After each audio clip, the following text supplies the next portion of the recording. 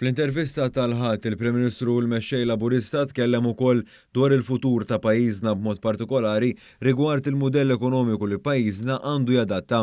Dr. Abela stqarr li pajjiżna għandu jħares lejn setturi li għadu priorità lil kwalità fuq il-kwantità filwaqt li spjega x'għandu jsir minnu fih biex dan jiġi attirat. Nindividwalizzaw aqwa x'inhuma dak l-oqsma li joffru iżjed kwalità fuq il-kwantità u li niżguraw ukoll imbagħad li l-opportunitajiet li joħolqu dawn l-oqsma kemm jista' jkun jinħatfu mill-Maltin u mill-Lawċin.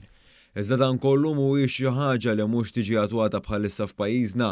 Fil-fatt Dr. Abela Rivera għall-investimenti li saru fosthom fl-Lufthansa Technik u l-ST Microelectronics li huma żewġ eżempji ta' kif dawn il-prinċipji jistgħu jiġu applikati b'mod tanġibbli.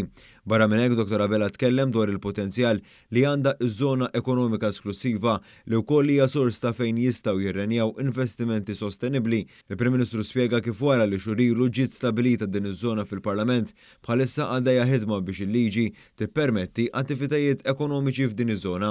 Biex eventwalment imbagħad ikun jistgħu jinħarġu sejħiet pubbliċi, sejħiet internazzjonali wkoll għall-privat ukoll għal kull min għandu interess biex iwettaq dan il-proġetti f'dawn iż-żoni.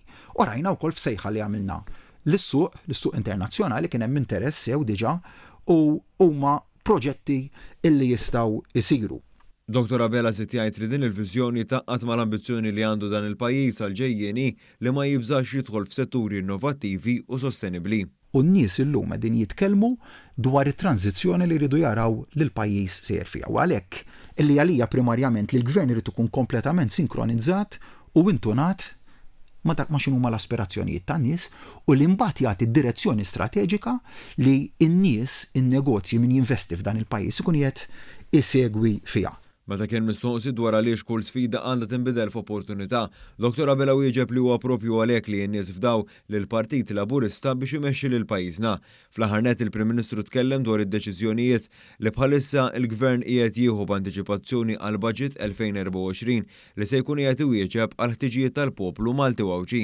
Dawk il-ħtiġijiet huma dak li rridu nindirizzaw b'deċiżjonijiet li se nkunu qegħdin nieħdu u fuq kollox imbagħad id-deċiżjoni li toħodna numru ta' deċiżjonijiet li qed naħdmu fuqhom bħalissa li joħduna lej budget li jkun wieħed soċjalment ġust, wieħed illi jara illi qassam il-ġid nazzjonali b'mod kemm jista' jkun ekwu fuq kollox budget imma li jagħti d-direzzjoni wkoll ta' fejn sejjer il-pajjiż fis-snin li ġejjin.